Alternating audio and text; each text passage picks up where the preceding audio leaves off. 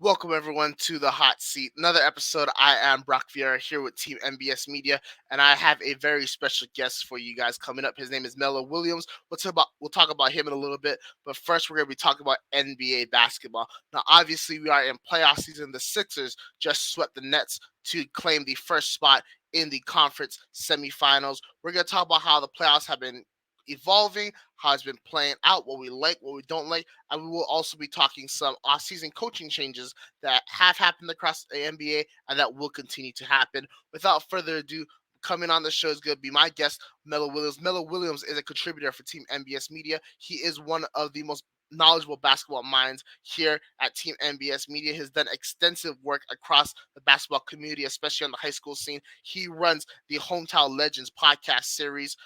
That series has talked to some very great basketball minds. Some guys I want to bring up is Charles Oakley and also John Starks. That is two guys that Melo has interviewed. He also runs the press conference podcast as well, where I have been a part of that, so I know him personally. He also has interviewed some very knowledgeable guests across the world of sports. He has recently toured the University of Wisconsin campus, the basketball facilities. So we'll talk about that with him as well. Without further ado, here is Melo Williams.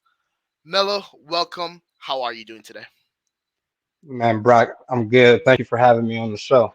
It's an honor. Absolutely. Thank you so much. Of course, thank you so much for being here. Obviously, you and I have talked ball, multiple sports throughout a long time, but you personally have done such extensive work in the game of basketball, especially on the high school scene, like I did mention. You did get a chance to tour the University of Wisconsin. What was that like? Man, sir, Brock, it was beautiful. To see how the facilities are set up, just to see the access the players have to just training, recovery, and just how to get better, the film rooms, and just the environment, the culture as a whole. For recruits to walk through the doors of UW-Madison athletic facilities, man, it would be hard to say no. I mean, the other facilities and the other opportunities would just have to be that much greater from the experience that I had walking around UW Madison. Absolutely.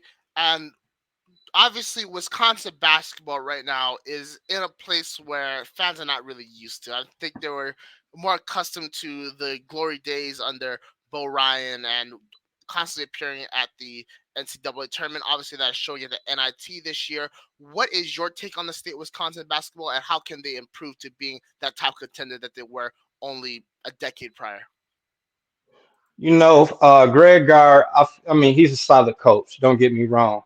I just feel that, I'm not going to say that he don't go after the state recruits, the best state recruits, to get them to stay in state. But it's not just a Greg Gard problem per se, as far as with that, so we can take that back, to the Stu Jackson days in the 90s when he was able to get, like Michael Finley, even though Tracy Webster was a Badger when Stu Jackson took over the program. Stu Jackson was able to get Michael Finley, who was a McDonald's All-American from Chicago. So that like opened up the doors and set Wisconsin on national scale more, even though you have players like Wesley Matthews Sr., who Wisconsin recruited in the 70s from, I believe it was Connecticut. So I believe to try even harder some way, somehow, to get the best in-state recruits to stay in state. They either go to Marquette or they leave state. And with Shaka being at Marquette now, that's going to be even more of a challenge, I feel, for Greg Gard and the Badgers to get the best recruits from state to stay in state. So I just feel recruiting and just getting more up tempo with the offense. It's a little too much half court basketball. Try to get the ball and go, even though they do. I just feel like the offense needs to change and get a little bit more up tempo. Absolutely. And obviously, we're here to talk NBA, but just want to inquire a little bit more. Something that I have expressed in the past, I believe that Kevin Lucas, a friend of the show, and also another great basketball mind, has agreed with me with is that Marquette right now is the premier basketball program in the state of Wisconsin. Obviously, Greg Gard has made 6 NCAA tournaments in his 8 years at Wisconsin with 2 Sweet 16 appearances in his first 2 years, but they failed to kind of reestablish that point. Marquette was the number two seed this year. Obviously, they fell in the second round of the NCAA tournament. Moving forward, if Greg Gard is going to be the man of the future for the Badgers, do you believe that Wisconsin can overtake Marquette, or Marquette will continue to grow as continuing to be that premier university in the state of Wisconsin? No, no. The Golden Eagles are the Golden Eagles. Marquette is Marquette. When Wisconsin wasn't the greatest in the '70s and the '80s under Al McGuire, Doc Rivers, and those guys. So Marquette has definitely been a foundation of Wisconsin basketball itself on its own, and it probably has had more in-state recruits of the best talent than Wisconsin probably have had throughout the years, comparing both universities. Wisconsin had a chance to get Shaka Smart before he went to Texas, or while he was at Texas, I should say. And they didn't get him. I mean, the hometown guy. I definitely felt he should have had that job. However, Marquette, like Kev said, shout out to Kev, as a matter of fact, too, though. Definitely a great basketball mind. He's right. Marquette is definitely a prestigious campus, a prestigious university when it comes to academics and athletics. So Marquette is going to be fine. Wisconsin just going to have to try to compete with Marquette. Absolutely. Well, thank you so much for that insight. Obviously, when we get closer to the college basketball season, we'll bring you back on to talk this more in depth. So much happening in the world of college basketball. Obviously, the transfer portal is alive and active right now. NIL plays a really big part. And of course, the parity that across college basketball because of the NCAA tournament means that at any point, at any time, a national champion from anywhere Right. can emerge. We are talking about a different type of championship, the NBA championship. Of course, we're in Yes. playoff season. As I mentioned, Philadelphia 76ers did sweep the Brooklyn Nets 4 games to nothing. Are the Sixers legit, and how big of a threat are they into the East? Brock, the way Philly is playing basketball right now, they are definitely a serious threat. I believe this is the best Philly has looked, even though it's been short term. I believe this is the best Philly has looked, probably under both Doc and the old coach that was there, Brown, Brett Brown, whatever his name was, the old coach prior to Doc. The team is looking more engaged into the culture. They're looking more engaged to making each other better. I see more of a team right now. So I feel like the growth of everybody, including Doc, mentally, is what's making Philly a serious contender. And James Harden, I mean, like, I'm a huge James Harden fan, but it's equal opportunity when it comes to criticism. James Harden has definitely stepped up and been more committed to playing defense. I've been seeing him sacrifice his body, taking charges, and getting down, getting in the defensive stance, and actually playing some defense. He's always played the passing lanes and things well. So but to see him, actually play some good on ball defense and actually sacrificing his body, taking charges for the team. I like what James Harden headspace is at right now, and I believe that's a key component of what's making Philly be a serious contender. Absolutely. And this being the first question of the hot seat, for people that have never watched the show before, how the hot seat works is I will ask my guest a question. I will give a response to their question, whether I agree with it or not, and then they will give a final rebuttal to that question. Of course, kicking off with the Sixers, I am not as confident as you are in the Melo, and this is how I really feel. And the reason isn't because of anything that can truly put to a statistical number. It's just how I personally feel. Joel Embiid is dealing with a little bit of an injury right now. James Harden hasn't really ever proven himself to get over that playoff hump. And even though he is playing more solid defense right now, I do think that rhetoric of him not being a quote unquote defender throughout the majority of his career, especially when he was in Houston, is a little bit of an over exaggeration of the media. The man can play defense. He just did pick his spots of when he was putting in the major effort, but the effort was True. clearly there. I also don't believe that James Harden, when it gets to the conference finals, if the Sixers do make it to that point, is going to be a revolutionary player. Now, it could happen. I said that about Giannis before, and then Giannis absolutely took over a couple years ago when the Bucks won the title. With that being said, you have the injury to Embiid. You have the question marks about Harden performing at the highest level in clutch times. Something he's never really had the ability to do in the past throughout his time in Houston or even during his time with the Nets. And then also Doc Rivers is the head coach. And I know a lot of people have a lot of respect for Doc Rivers. I have a tremendous respect for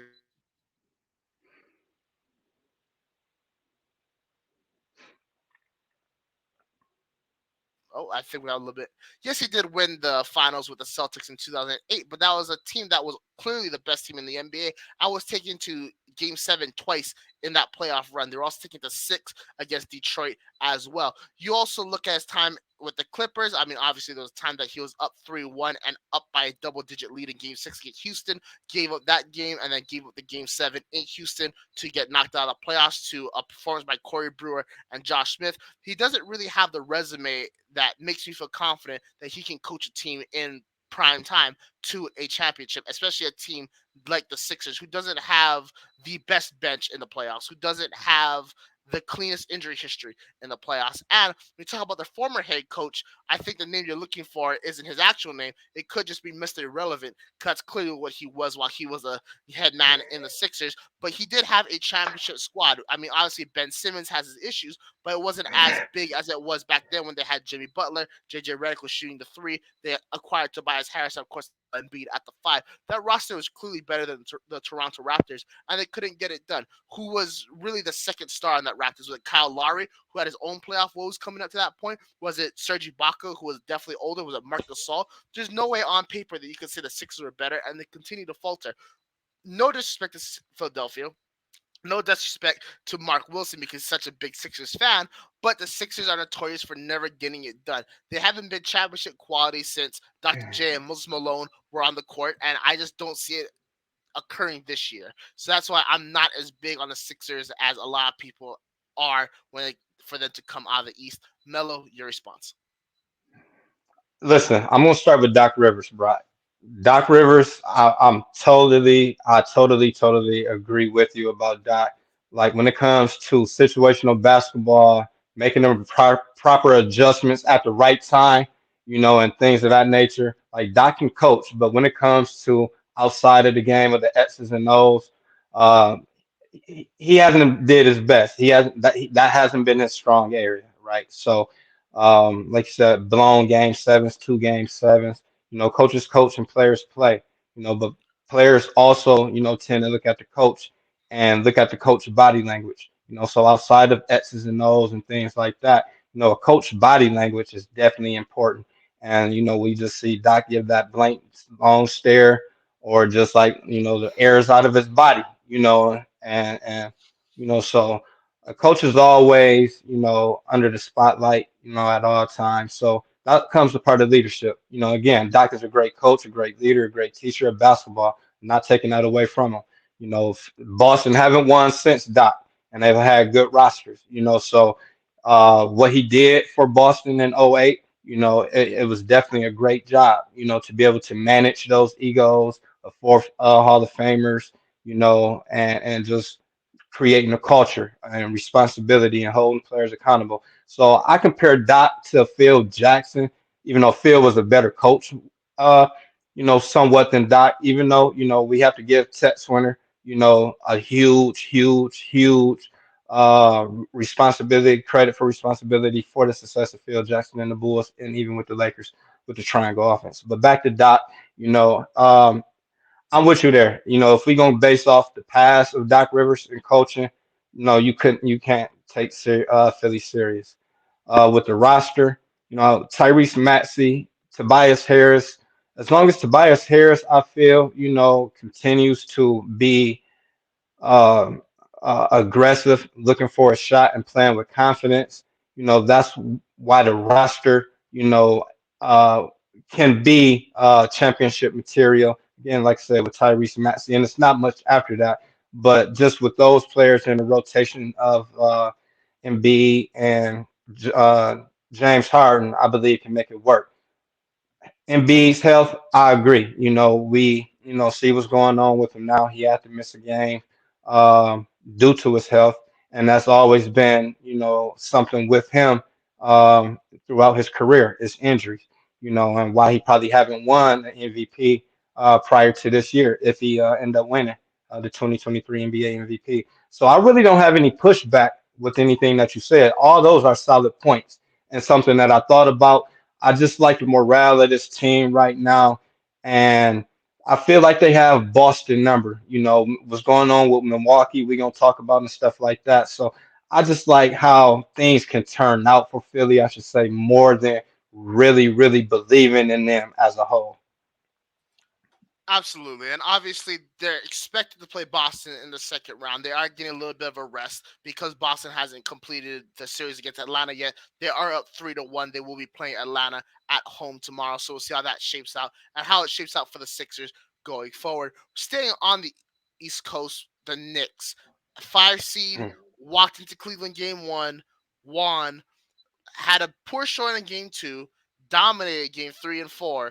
Expected to go to Cleveland. Maybe they might lose, but they expect to move on in the series. How do we feel about the Knicks, and are they a serious contender in the East right now? Shout out to New York, as they say, Knicks forever, you know. And I love to see it for New York fans. I love to see it for basketball fans, and I love to see it for the NBA. You know, when the Knicks is in the playoffs, when the Knicks are relevant, when they're winning, it's good for basketball. You know, as being a basketball fan, you know, I love who the Knicks are to NBA basketball and who they have been to NBA basketball. Madison Square Garden is the mecca of basketball. You know, so when they're involved with the playoffs, it's good. With the roster, uh, are they serious? No, they're not a serious threat to come out the East. It's all about matchups, and they did beat Cleveland in the regular season, in the season series. You know, so like I said, it's all about the matchups. But I don't see them beating Milwaukee at all, or anyone else. You know, in the East, whoever they will have to play. But it's great for New York. I believe it's a redemption period for a few players. Jalen Brunson, shout out to him, signed with New York in the offseason, which who I feel I know Dallas is definitely missing him and his play. But shout out to him, All Star, and just been able to lead New York. Tom Thibodeau, I feel, has improved as a coach. Um, I believe and his specialty is defense, you know, and just with certain matchups, that's where Tom Thibodeau thrives in as a coach is with matchups. He's a solid coach, but with defensive matchups, he thrives with that. And with that Cleveland Cavaliers roster, it's just like he has their number when it comes to X's and O's. Absolutely. And major shout out to Tom Thibodeau as well. And also Jalen Brunson. When you talk about a playoff performer, Jalen Brunson's done it his whole career. I mean, two national championships at Villanova. I think he was averaging 18 points in his second national championship year. Honestly, I think he was averaging over 21 points last year in the playoffs for Dallas, having a great playoff run this year. But when you look at the rest of the East, the Knicks roster isn't as strong compared to everybody else, which is red flag number one. Red flag number two is that Tom Thibodeau's still playing his players at minimum 39 minutes a game. Win, lose, or draw, that you're going to be on Yeah. the court for 39 to 40 minutes a game, which is fine in round one. But as the series continues to grow, and being the fact you didn't sweep Cleveland, that you got to play them for at least 5 games, that's going to add up over time. To me, we're seeing history repeat itself with the New York Knicks, and not the Knicks in general. I'm talking more Tom Thibodeau. Tom Thibodeau's notorious for getting out of the first round. Tom Thibodeau's really good at getting out of the second round as well. Depends on the team that he has, but when it comes to winning in the conference finals, he's never done that. When it comes to winning in the actual NBA finals, he's never even made it. I just don't see this Knicks team being the ones to break that curse. I'm sure Jalen Brunson will get his points, and Julius Randle will continue to make all Lakers fans realize that he was a lot better than he was initially perceived when and started his career in LA. But there's a reason why the Knicks were the number 5 seed entering the playoffs and not one of the top four. They had a fairly easy matchup out of all the top 4 seeds to play.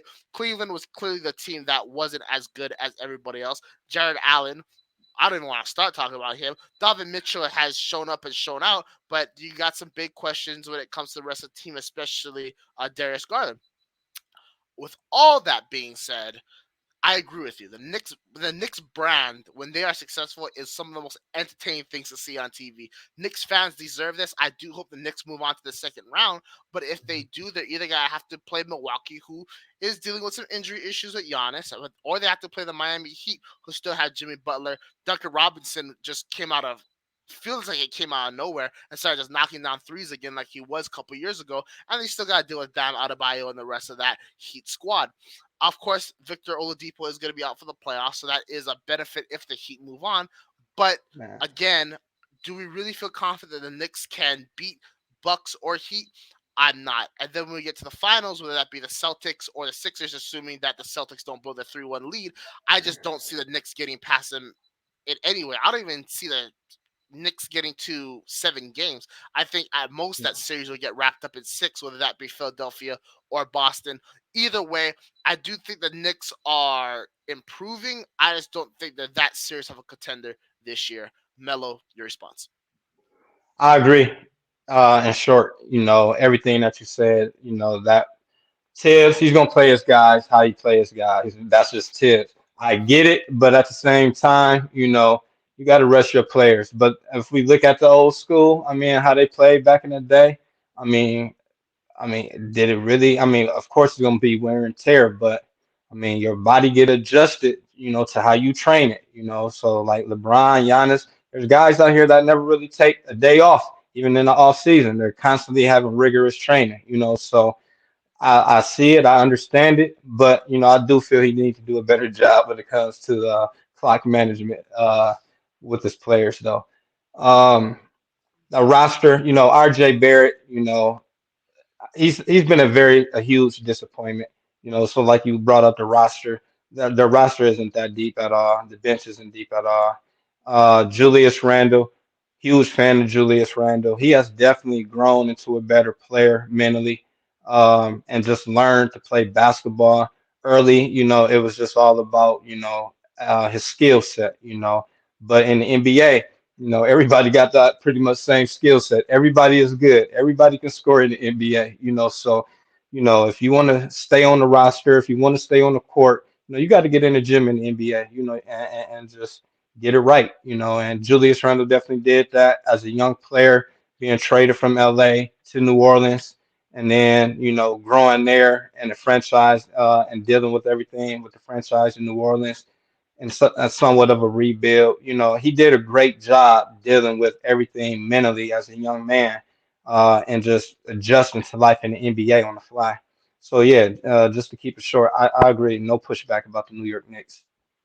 Yeah, absolutely. I just want to interject with this real quick. Tom Thibodeau is one of the most meticulous coaches in the game, and I have tremendous respect for him. I think the fact that he was an assistant, it seems like for close to 20 years before getting his first head coaching job, is absolutely ridiculous. And I'm very happy to see the work that he has done throughout his career. I thought he got a really raw end of the deal when it came to his time in Chicago, and I'm glad to see that he's with the Knicks and they're constantly improving.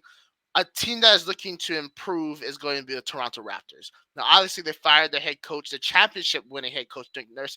It did seem, I think we can all agree, that it was time for them to part ways. The ship has run its course. There was no more that they could have done on either end. However, former Boston head coach Ime Udoka is expected, or at least strongly favored, to be the next head coach of the Toronto Raptors. In a hypothetical world, if Udoka does get that job, will the Raptors be successful under him? Yes, sir. Most definitely.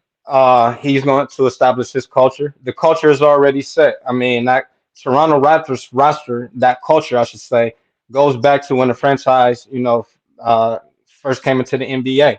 They brought in older vets, Charles Oakley, Muggsy Bogues, Dale Curry, Whit Vince and Tracy McGrady and those guys. So the culture has always been in Toronto. So that's a great thing for them now. So with Ine coming in, he's going to add to the culture of his culture. So it'll be an easy adjustment. Adopting, applying his culture inside of a winning, culture already, and I believe he will be able to reach back to the players and relight their focus, right, and get them back into believing in themselves more, right, in a way, because it's like all season Toronto never really played together cohesively. You always had one or two, maybe three getting off, then the other three get off, the other three, go cold. So I believe Ime would definitely bring in a different motivation, and ways to motivate the players throughout the season. What they're gonna do with the roster, I'm not sure. I don't know if Fred gonna be up out of there or not, but I definitely believe it'll be good for like Pascal Siakam for sure, first and foremost. because he's definitely looked like he's back to wanting to lead again. I was definitely impressed with what I saw from Siakam this year. So I believe putting him around a coach like Udoka would definitely be good for his growth. Absolutely. And I would like to add by saying that I think the success or failure of Udoka at Toronto doesn't really revolve around Udoka at all. I think he's a phenomenal coach. We saw it with Boston, and something we mentioned in the Doc Rivers that since Rivers left, Boston has failed to really capture that success. Now, you can say whether that be that you don't think Brad Stevens is that great of a coach, or is that when Stevens was a coach, Danny Ainge didn't really build a roster that was suited for the way Brad Stevens likes to go about things. There's so many things that you can say about it, but when push comes to shove, the record shows that when Udoka is in charge of a team for an entire season, they make the finals. That's something that we kind of didn't really expect, and there was a point in that finals where we thought Boston was going to win. Obviously, Golden State came back and you know dominated the end of that series with a very impressive Game 6 performance in Boston. But that Boston team, let's be real, they weren't really ready to win yet compared to where they are this year. This Raptors team does have the culture, like you mentioned, and when Udo comes in, he will bring strong leadership and great coaching. However, who is that guy? Now, we talked about Pascal Siakam coming back into that leadership role, which is very, very true. However, are we really confident that he can be that player that can lead a team over the top? Who does Maji Ujiri and Bobby Webster bring in to kind of supplement that? Who can they bring in? Being that Toronto isn't that big of a Raptor, what is the trade that is available for them to bring in a superstar like how they did with Kawhi Leonard? Now, obviously, when they made that trade for Kawhi Leonard, it was a controversial move because they were moving off a franchise favorite, DeMar DeRozan, but that move paid dividend for them to win a championship. And though some people say that LeBron leaving the East is the reason why they won, no, LeBron leaving the East was part of the reason. Kawhi Leonard is the other reason. I don't think they win a title with DeMar DeRozan. That's a conversation for another time. When you look at this roster, who's that guy that's going to be the number two if Siakam is forced to be the number one? Is it OG Fred Van Vliet? Fred Van Vliet is ready to move on. It seems like, and the Raptors are ready to move on with him. I don't know. I don't see it on this roster. That's my big concern is that when you look at the roster that he had in Boston, you had an all-out scorer in Jason Tatum. You had an all-out defender in Marcus Smart. You had a very, very excellent guard in Jaylen Brown, and you had a guy in Al Horford who seemed to turn the clock back on his career. Where are those pieces with the Raptors? Where can they get those pieces? Can they even get those pieces? There's too many questions out there for me to say that even if he is hired, he's going to be instant success. But once again, if they can put those pieces together somehow, some way, I do think it will be a very successful relationship. However, my doubt is that they won't be able to bring those pieces into Toronto. Melo, your response. Bringing free agents into Toronto is definitely a challenge. But I believe with the culture that they have now, and if you bring in Ime, I believe that would help bring in free agents to Toronto.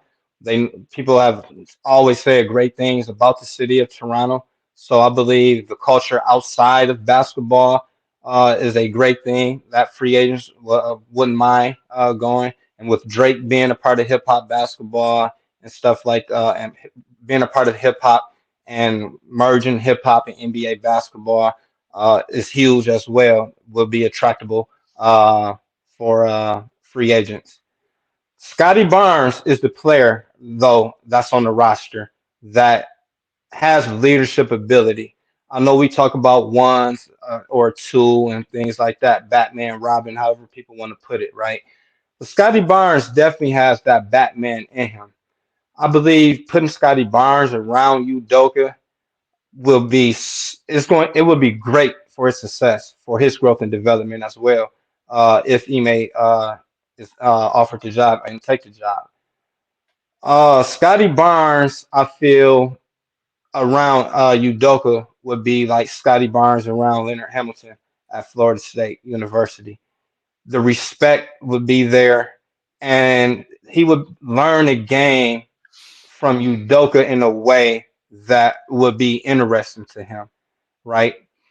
Nick Nurse got that job as well, right after Dwayne Casey was fired as coach of the year in Toronto. So he walked into, a situation. You move DeMar, you bring in Kawhi. Great move, one of the best moves in NBA history because it led to an NBA championship. Ime would definitely be walking into a similar situation with somewhat of a ready-made roster like Mike Brown in Sacramento. But I definitely agree. They probably will have to bring in another player or two on the roster to help improve the depth of that team to be able to be a serious contender to come out the East again. Absolutely. Now, so much can happen in the East with the playoffs, and then obviously what's going to happen in the offseason. We also want to show some love to the Western Conference. When we come back from this commercial break, we will be talking West Coast basketball, talking a little bit of the offseason. But before we go to there, I do want to shout out Scotty Barnes, was the rookie of the year in 2022, and to shout out Leonard Hamilton as well. I'm still part of the belief that had the 2020 NCAA tournament taking place, Florida State would have captured the national championship. But of course, that's a conversation for another time. Here is a commercial from our sponsor. This commercial is brought to you by TrueBrain. Say hello to TrueBrain. We're not magicians. We're not going to turn you into a rocket scientist, unless you're already a rocket scientist.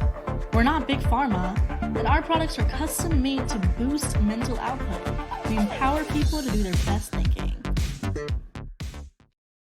Welcome back to the hot seat. I am here with basketball guru Melo Williams. Talked about the Eastern Conference. We're talking about the Western Conference now. Denver is expected to move on against from Minnesota. They will be playing Game 5 in Denver. Another team that is supposed to be a contender is the Sacktown Kings. We could see how that's going to develop. Obviously, Phoenix Suns are looking like they're going to advance. But now the Kings, who were number 3 seed, I believe, is tied at 2-2 against the Golden State Warriors, despite Draymond Green being suspended for Game 3. Will the beam be lit into the second round, or will the Warriors crash the party in Sacktown? Man, Rudy Tomjanovich said it best: never question the heart of a champion. And Golden State definitely showed that they have a heart of a champion. Going back to Golden State without Draymond, game three, impressive win. Game four, do what a champion do, win the home court. And that's exactly what Golden State did. And shout out to Steve Kerr uh, for his coaching. Steve Kerr is definitely up against a challenge against Mike Brown. This Mike Brown is his longtime assistant, so head coach, associate head coach, so Mike Brown knows Golden State like Golden State knows Golden State. So I just want to give a shout out to Steve Kerr for coaching some of his coaching things that he's been doing in the series. Well, yeah, specifically Game 3 and Game 4. But Sacramento, will the beam be lit going into the second round? Man, no, I definitely don't believe so. This was something that I really thought about. I just believe that Heart of a Champion, the experience is going to outplay the youth. Shout out to De'Aaron Fox, Sabonis, Demontis Sabonis, Mitchell. Shout out everybody on Sacramento roster. Like those guys are definitely playing some great basketball. To see their growth within 1 year with Mike Brown has been huge. Sacramento has definitely been building something for some years. Went through a few coaches, and I feel they finally got the right coach that can put everything together and get them over the hump at some point. I don't believe it would be this year though. They have definitely had some good growing pains and a great experience this year that they will definitely build on. But Golden State is backfilling themselves, going into back into Sacramento. The noise they gonna be used to it. So fundamentals, I believe, is gonna be the difference, and Golden State is just gonna excel the best situational basketball with the fundamentals of basketball. Absolutely. And I think the true loser of this matchup is the New Orleans Pelicans, because I think they felt that they were getting what Mike Brown is providing in Alvin Gentry. And obviously, that never really came to fruition after his first year in New Orleans. But all jokes aside, going to the Sacramento Kings, I mean, I am absolutely in love with this team. And maybe I was one of the few that was really supportive of the Tyrese Halliburton trade. Now, I have tremendous love and respect for Tyrese Halliburton. He's one of the young ballers in this league. But the Kings were guard heavy, and when they brought in Domantas Sabonis, I was like, this is a team that's finally starting to put things together. Something that I've never really seen in my lifetime because I'm only 24. When the Kings were last in the playoffs before this year, I think was 2002, and I was like 3 years old. So that just shows how long it's been since the Kings have actually been a competitive franchise. And I don't think the train is ready to stop right here. De'Aaron Fox has had a very impressive performance in this playoffs. The spotlight is clearly not too big for him. And you know, the Kings, they kind of got screwed in game four. There was like Golden State is running a lot of moving screens and they're not getting called. And I think that the home court may have something to do with it. Maybe the rest don't feel confident in calling that against Golden State in, you know, San Francisco. But I think when they go back to Sacramento, things will change because of that. I do believe that the Sacramento Kings is going to be a close one. Definitely the fundamentals of the game are going to come into it in game five. Teams that shoot the free throws, box out, rebound, those will be the big differences. And though the Golden State Warriors are more equipped to do that, I think the Sacramento Kings have the desire to move on much more than the Golden State Warriors. Now, I'm not saying the Golden State Warriors don't have the desire to win, but it's very hard to reignite that fire when you've been getting warm and toasted by that fire for the past 7 years. Right? They have 4 NBA championships, 6 finals appearances.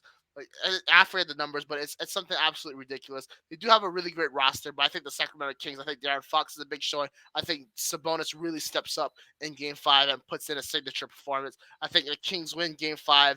I think Golden State wins Game 6, and when you have that crowd for Game 7, they're going to be going nuts. They're going to be going electric. And though I have absolute confidence in Steph Curry to be hitting down his shots, I do have some question marks for the rest of the roster, probably outside of Klay Thompson. Regardless, I think the home court advantage really shifts the weight of this series. I don't think a team on the road will ever get a win on the road, and therefore I'm going to go with the team that has home court advantage. Sacramento Kings will be moving on to the second round. Melo, your response?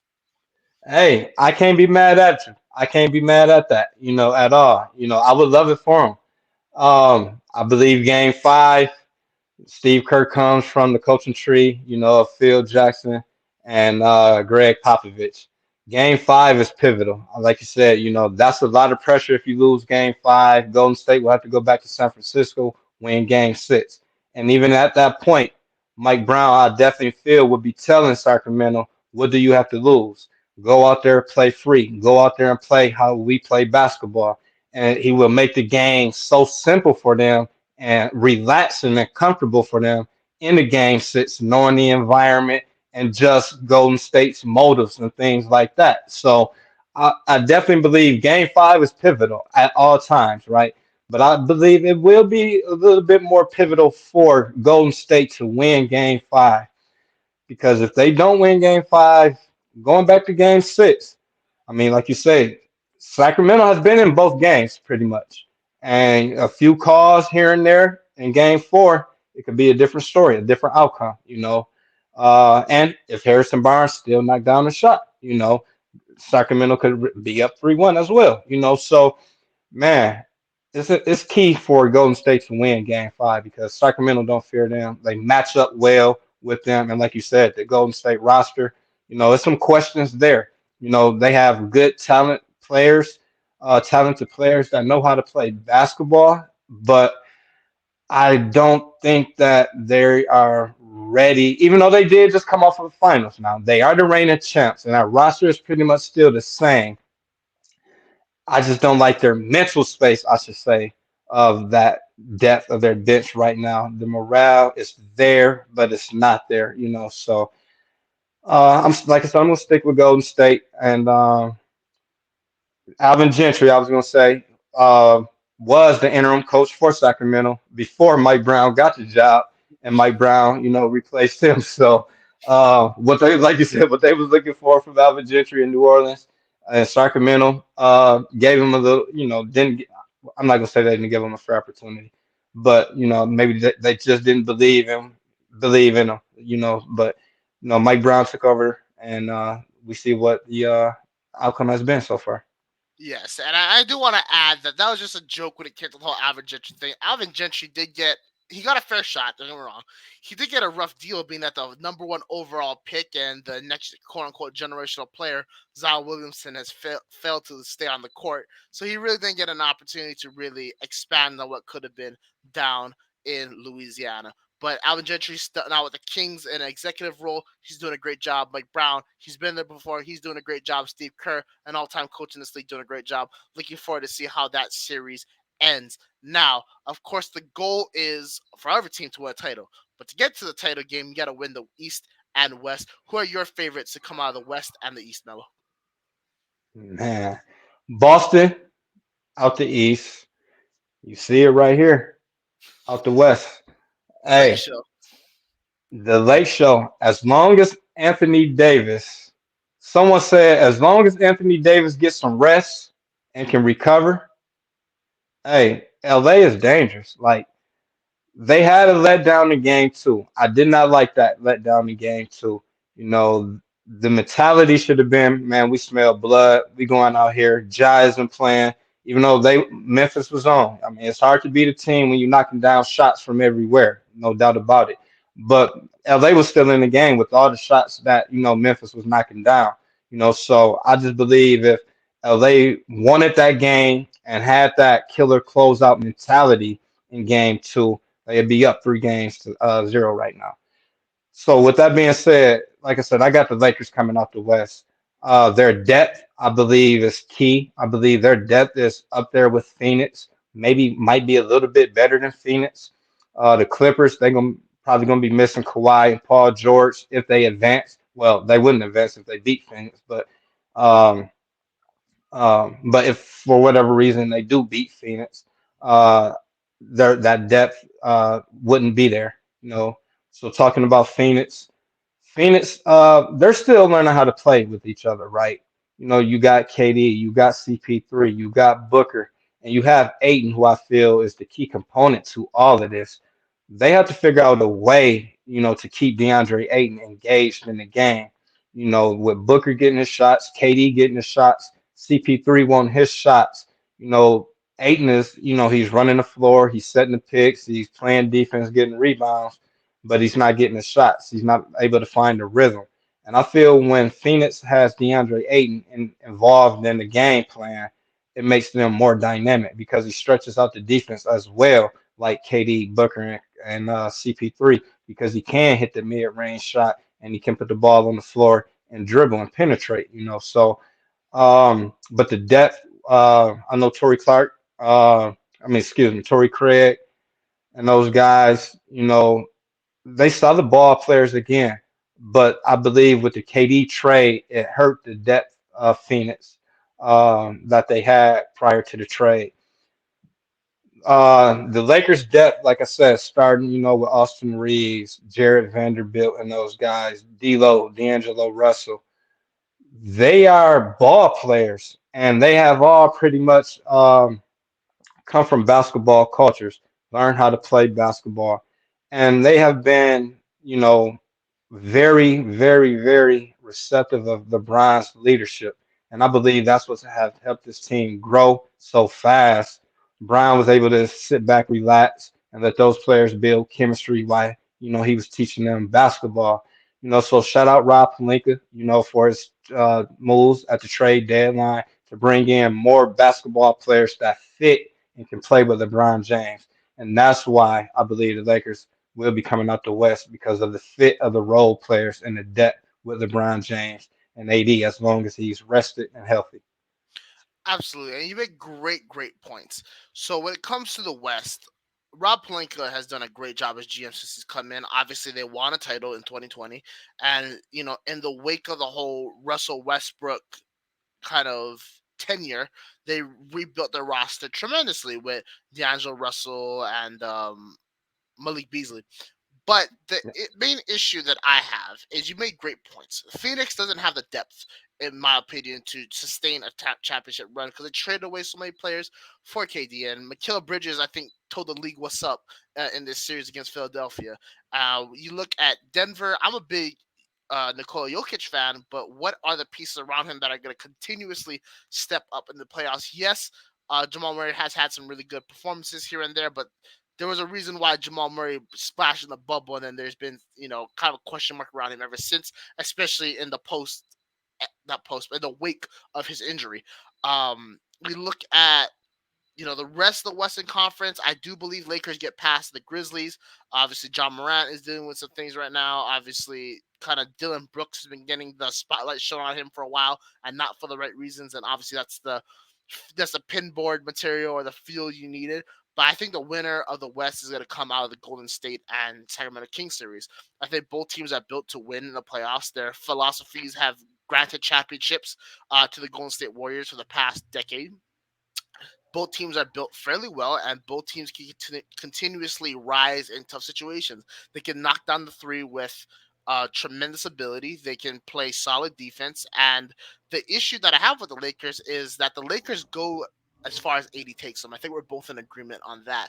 The only issue is, when has AD ever been healthy in the playoffs for the Lakers when they didn't have a literal 3-month break in the middle of the season? That's kind of like my big concern with Anthony Davis right now. As we get into these competitive playoff games, how much is that wear and tear going to weigh on him? And if the Lakers can advance to the conference finals, how healthy is he?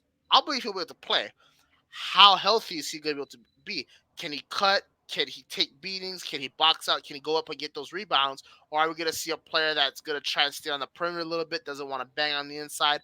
I don't know. Now, I do believe AD will give it his all, but there's reasons why these questions exist. That's why I don't have tremendous confidence in the Lakers right now. There was a reason why this Lakers team was a play-in team. There's a reason why they had to overcome all these obstacles throughout the season, even in the post-Russell Westbrook era. And because of all that, because of all these things that I keep stacking up on their plate, I don't have that much of confidence in the Los Angeles Lakers. Melo, your response. Mo Bamba, he's not AD, right, at all. No way am I saying that Mo Bamba is Anthony Davis. Going back to the health of Anthony Davis, like you said, we never know with AD. But if Mo Bamba, who hasn't played yet, I believe will definitely be an X factor, a player that can come into the game and be impactful and fit as well, who has a similar game to Anthony Davis while I was comparing the two. His game is similar, probably a little bit more athletic. I'm not going to say he's a better defender, but Mo Bamba definitely can defend as well, though. And he get up the court, probably better than AD. So I believe Mo Bamba is a player that can come in and be impactful and effective on the defensive end and give that Lakers that stretch still with the big man. Denver, like you said, Denver, great team, great coach team. I don't trust their depth either. Jamal Murray's been dealing with the injuries, with the knees and stuff.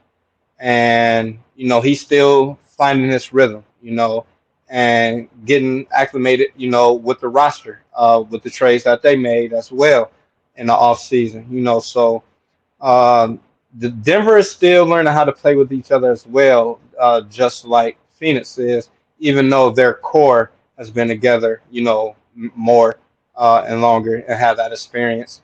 Definitely piggybacking off of last year. That they ended up losing to Golden State in the second round. So I like Denver. I love what they got going on. I don't believe, like I said, they are the team to beat. Golden State, I just don't see them beating the Lakers. I just believe that Lakers roster, that depth, D'Lo, Austin Reeves, Jared Vanderbilt, those guys, just come in and just have their way with Golden State's bench. Absolutely.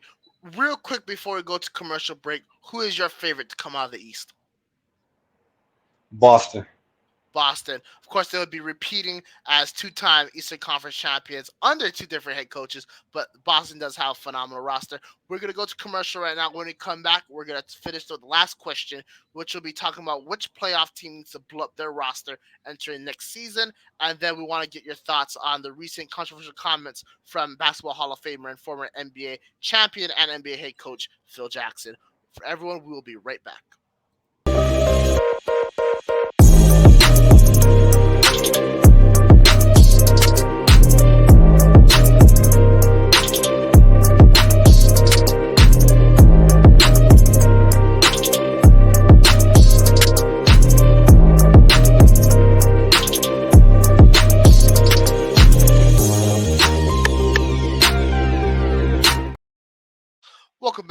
hot seat. I am Brock Vierra. Of course, that promo was for Team NBS Media. Check us out at teamnbsmedia.com. So many great articles. We're talking sports, we're talking culture, we're talking food. We'll talk about everything, honestly, on Team NBS Media. Great website to get your sports content. Now, of course, we are back with fellow Team NBS Media member Melo Williams, basketball guru, high school analyst, college analyst, knows everything what's happening in the world of basketball. Now, you have explored players and you've done player analysis, player development, team building, so on and so forth. So it's time to ask you the tough question. Which team in the NBA that made the playoffs should blow up their roster entering the 2024 season? Minnesota Timberwolves. Minnesota Timberwolves need to.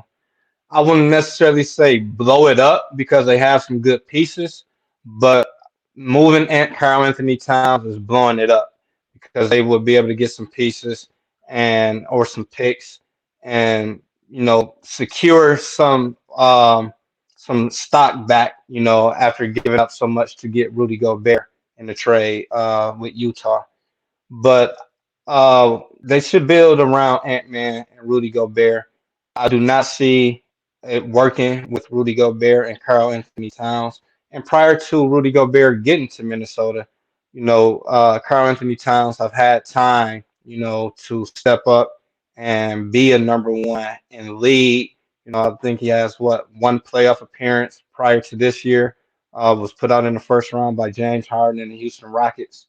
So he's injury prone. I mean, we can't help, how our bodies respond to injuries and things like that, or when, a player will be injured. But, I just believe with his play with the eye test, and then it comes to evaluating of a star player, a franchise player, I don't believe Anthony Towns is that guy. We know and we see clearly Anthony Ant-Man Edwards is definitely that guy. And his 2 years in Minnesota, he has been more impactful to the team. I feel as far as carrying the team, leadership, getting them to the playoffs. His 2 years in a row, in his young NBA career. And playing Ant-Man with a player like Rudy Gobert and putting some shooters around Ant-Man and another, a couple solid big men off the bench, I believe will be better for Minnesota going forward. So that would definitely be is the first team that I would say should make some real serious adjustments to their roster. Absolutely. And I think Minnesota is kind of the consensus pick across the NBA community to blow it up. The only issue that I have at Minnesota is what can you really blow up outside of Karl Anthony Towns? Rudy Gobert is on a really bad contract who nobody wants, and you gave up too much draft capital just to release him. Uh, when I saw the Rudy Gobert trade go down, I thought this was going to be a momentum-ending move for Minnesota, and at this point, I'm right.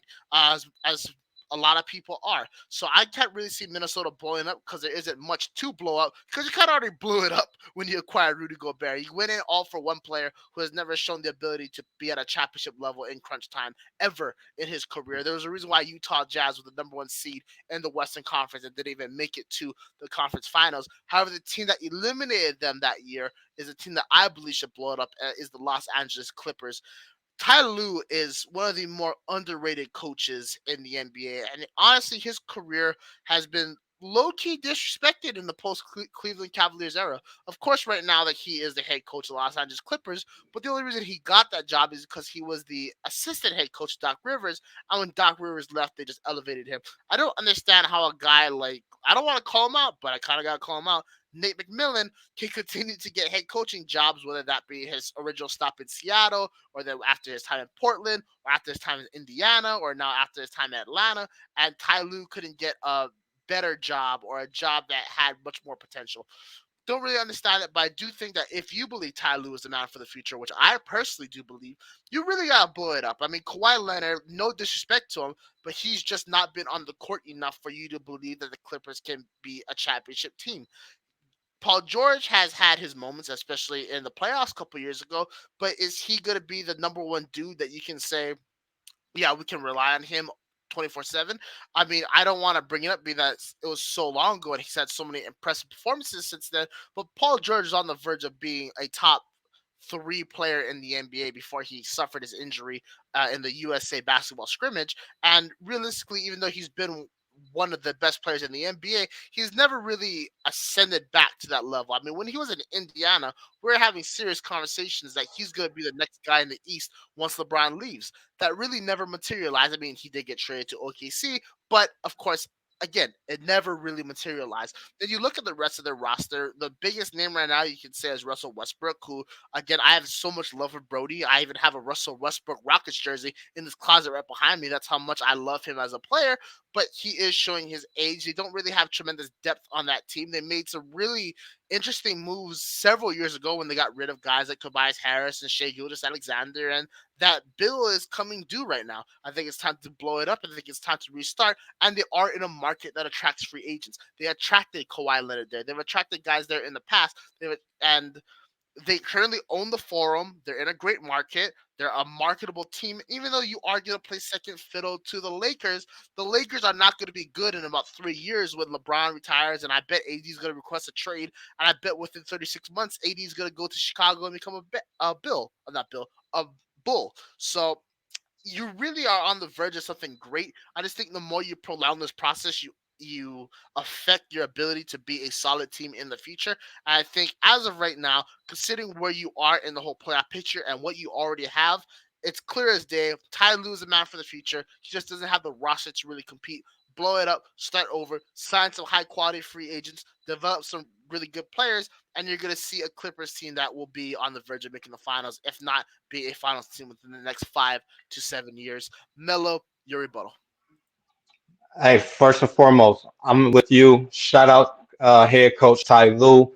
Ty Lue definitely his career is definitely disrespected and underappreciated. Um, Ty Lue can coach. He's a basketball coach. He knows X's and O's. He know how to manage his players' egos. He know how to get the best out of his players. And without Ty Lue coaching that Clippers roster right now, I don't believe it would be the list would be short of coaches that would be able to get the best out of that Clippers roster, like Ty Lue has been since he's been a coach after Doc Rivers left.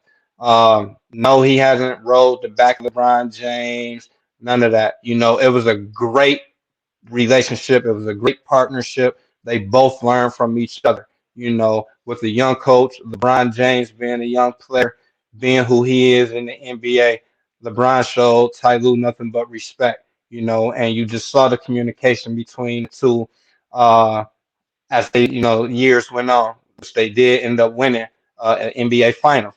And again, for me, we talk about coaching moves, right? Ty Lue uh, referred to or deferred to Kyrie Irving in that championship game against Golden State. He called to play for Kyrie Irving. He didn't call to play for LeBron James.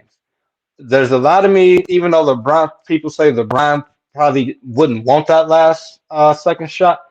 The competitor LeBron is, LeBron wants that shot. I hate when I hear people say, "Oh, LeBron don't want the last second shot. He runs from those moments." LeBron is a game closer. He's a game finisher. LeBron makes the right basketball plays, and that's the difference of LeBron being good and great. He makes the right basketball plays at the right time. But Ty Lue went to Kyrie Irving.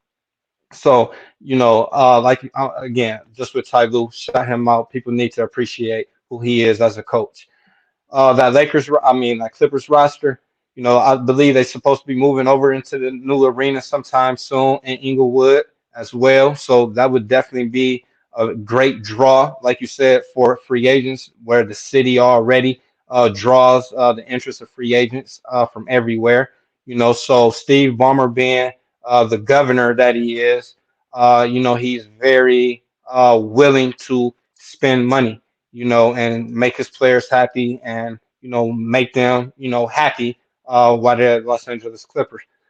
Kawhi Leonard, with injury again, it's unfortunate that he just suffered the injuries that he suffered after injury after injury after injury.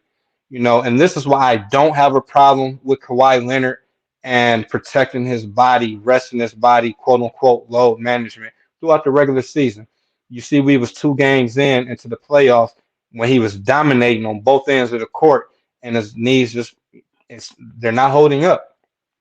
So you wouldn't want to move on from a player like Kawhi, but when it comes to the money aspect of it and the injuries, you would definitely try to move on from that and bring in a player that can give you, some Kawhi Leonard, a Kawhi Leonard skill set, even though they may not be a Kawhi Leonard.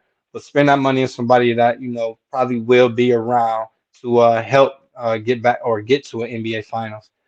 Paul George, I'm with you. It was definitely a point in time where we was talking about him as the best in basketball, him, LeBron, the best in the East, and the future that he potentially could have had prior to that injury. Paul George went to OKC and had a great half a season, a great year with Russell Westbrook in OKC, and was being talked about for Defensive Player of the Year. So for me, still huge on Paul George. I feel like he's injury prone as well, but he has so much in his game, his skill set. He would be like T Mac, Penny Hardaway, someone who would be able to use their size, their length, and his knowledge of the game of basketball, getting to his spots and getting his shots will still help a Paul George for years to come, as long as he would be able to be on the court. So I would probably move on from Kawhi before Paul George, just because of Paul George's skill set. I like it just a little bit more than Kawhi Leonard's. Both great defensive players, but it's just something with Paul George game I like a little bit more. But man, when it comes to if I can bring in another player, Dame Lillard has been rumored still to possibly come to the Clippers in a trade for Paul George, or Kawhi. So I definitely believe Steve Ballmer and the Clippers management will definitely make some moves with our roster real quick with Russell Westbrook.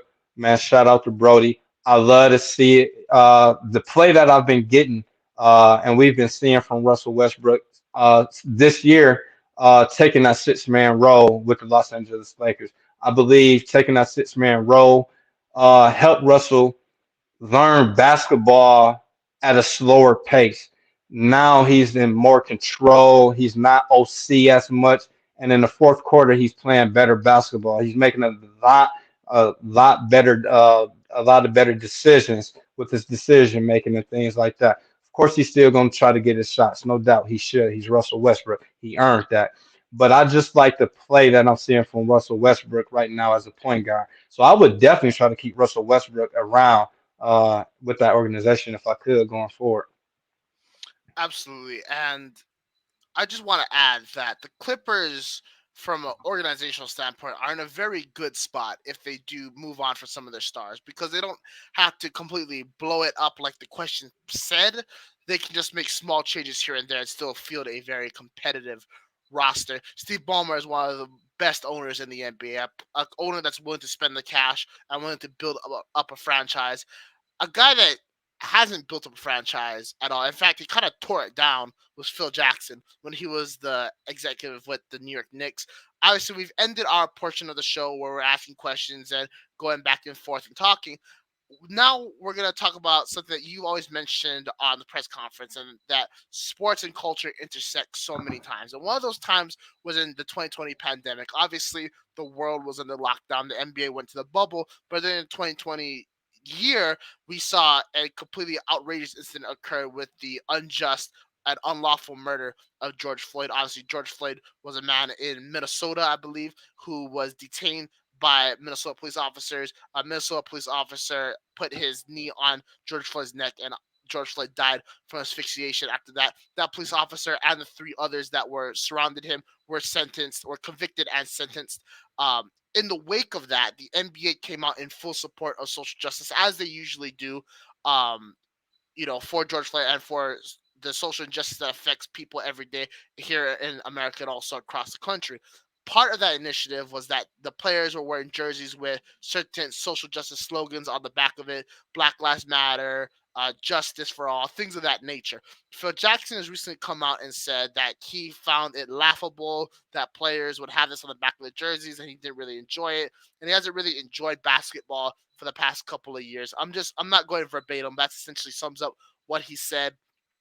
Big knowledgeable voice in the game of basketball. That is Phil Jackson, Hall of Famer.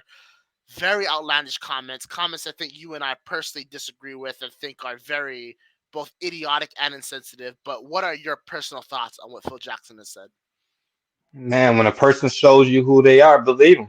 And with success, with championships, with the glory, you know, you can hide and put on the facade, of who you really are. Especially if when it comes to winning, if I gotta, hide who I really am to sacrifice winning, being one of the best coaches of all time, coaching Michael Jordan, Scottie Pippen, Dennis Rodman, Shaq, Kobe, I will do that. But like you say, Phil Jackson's years as an executive turned down the Lakers somewhat to me. For me, when Jenny Buss was running things, and he was on the sideline after he retired. New York. We can never forget about the comments he made about LeBron James when LeBron James was a free agent. And Phil Jackson said, as far as courting LeBron James, that it's always him and his posse. So Phil Jackson has definitely been making racial undertone comments, or just racial tone comments, insensitive comments, for a long time. And for me, I've went back and just tried to listen to pressers, post game conferences, interviews, anything that I could hear of Phil Jackson, and just kind of listen for cold talk, cold words, how he was explaining things or players. And if you look in the book that he wrote about Kobe Bryant, it also had a lot of racial undertone, or you could just say right there, flat out, he put it on the table, but worded it real well, So this is who Phil Jackson is, and that's okay. If this is who you are, this is who you are. But Phil Jackson also has to understand the space that he's in, who made him who he is. Even going back to the CBA days, winning as a coach for the Rockford Lightning, being a part of the New York Knicks roster last time they won NBA Finals. So he has never really been that guy. And like I said earlier, if you want to speak about Phil Jackson's success, you must speak about Tex Winter. I mean, again, yes, Phil Jackson won in the CBA, but Tex Winter has always been around. So without Tex Winter, who would Phil Jackson be? And I only say that because from Chicago to LA, Tex Winter has always been around. So, and I'm not saying that's a bad thing, but the triangle offense is Tex Winter's offense. So, with Phil Jackson, we have to take him for who he is.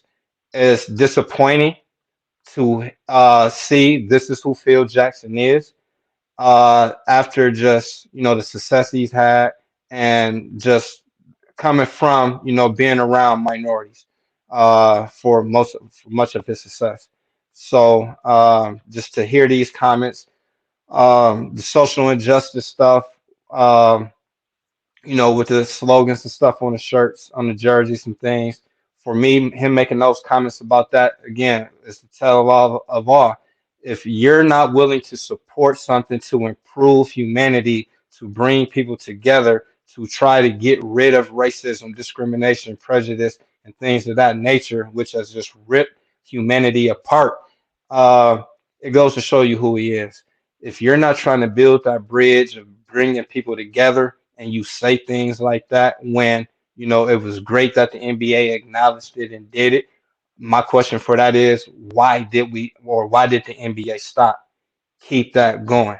If you really believe in that NBA, get back to putting those slogans back on the jersey. Continue creating awareness for equality of all people. Absolutely great comments by you, Melo Williams. I just want to add some final thoughts about this incident and then just our show in general. The NBA has a very hands-on, hands-off approach when it comes to social justice. So I think Phil Jackson's comments sort of reflect it in a way. Now, obviously, NBA does care about black people. The NBA does care about, social justice because people that are affected by that are consumers of the NBA. I do believe that if the NBA wasn't such dominated by black people, black media, black economy and black dollar, we might not see the whole push that they have shown over the years because it's very on and off. If you were really about it, you would have it running through 24/7. Phil Jackson's comments, like you said, shows who he really are, but are very disappointing considering as a player and as a coach, majority of his success has come off the work of black individuals. Now we mentioned Tex Winters, and every head coach needs a great assistant coach. There's a reason why Doc Rivers' best run as a coach came when Tom Thibodeau was his assistant head coach. So shout out to Tex Winters as well as the revolutionary with the triangle offense. But in his 6 titles in Chicago, he had Michael Jordan, Sky Pippen. 3 of those he had Dennis Rodman. You come to LA, you won 3 with Kobe and Shaq, and obviously Kobe was the main star on those final 2. What he and of course paired up with Paul Gasol, and also you can't, even though he gets kind of shit on because of how his career went and expectations he had, Andrew Bynum did play a big role in those titles as well. You talk about his titles in New York as a player. He had the great Willis Reed, rest in peace, and also the great Walt Clyde Frazier leading the charge. For a person who has been surrounded by black dudes his entire professional career, to kind of have this blind eye to the flight of your common brethren is disturbing. Maybe because for me personally, I'm from the islands. I was really surrounded by a lot of black people, but I can understand perspectives. When I came to the mainland, my friend group expanded. And obviously, being here at Team NBS Media, a company that has a lot of contributors and analysts who are African American, we are all collaborators, friends, brothers, whatever phrase you want to put it. So we all understand each other on a personal level, our influences, our backgrounds, the things that affect us both internally and externally. And that's something that Phil Jackson has expressed that he doesn't, do. So that's very concerning from a standpoint of how is this man allowed to lead teams? One, how did he win? Obviously, test winners, but how is this man allowed to be a leader of men throughout his entire career? I don't know. It is what it is. Phil Jackson is who he is, but that's just something to think about for others in the future as they go on to become leaders of men. For those who talk about Ty Lue a little bit and how he enjoyed that play for Kyrie, for those who say LeBron James doesn't want the ball at the end of the game, clearly doesn't know ball. If you look at his majority of his career, he has taken a ton of game-winning shots and attempts, has hit a tremendous amount of them. Heck, even in the intro, we have one of him sinking a three-pointer to win it in the playoffs. It just goes to show the level of coaching that Ty Lue is at. When it comes to the playoffs in general, I think you and I are in agreement that this has been one of the more equally balanced playoffs that we have seen in a while, and that it has just been a great joy to watch and appreciate players of various teams compete at the highest level across the league. And the last thing I want to say is that as we enter the end of the playoffs and into this new era of the offseason, and players will be moved, and obviously coaches will get new jobs, it just reinvigorates the fire and passion I have for the game. I think the game itself is in the best place it's ever been, even though the game has been a great place for a long time. And I just cannot wait to see what happens in the next chapter of basketball. Once again, Melo, thank you so much for coming on the show. This is Melo Williams, basketball guru, high school analyst, podcaster, commentator. Anything that you want to know about the game of basketball, this gentleman knows. Melo, where can everyone watching? For everyone that's watching, where can they find you? First and foremost, Brock, again, thank you for having me on the show. It's an honor, man, and it's been great and it's been fun. I can't wait to do it again. Continue doing what you're doing because you're just as knowledgeable about sports as well, about culture and about life. I appreciate those comments. Like you said, shout out to Team NBS Media for providing us with the platform and the environment to be able to learn from each other and the different cultures that's on staff. You can find me at all social media at underscore Mellow Williams. And you can find my writings, same thing, at Team NBS Media, and online at www.teamnbsmedia.com, and just put in a search bar Melo Williams. And then what about your Hometowns Legends podcast series? Where can we find that? And on the Hometown Legends podcast series, you can find that on YouTube under US Elite Basketball on the US Elite Basketball channel. Absolutely. Once again, thank you so much. Please follow Melo Williams. Check out his work. Great interviews with some fantastic people. Charles Oakley, John Starks are some of the guys I like to highlight because of the great careers that they have had in the NBA. Once again, I am Brock Vierra for Team NBS Media. We will catch y'all next time. Have a good one.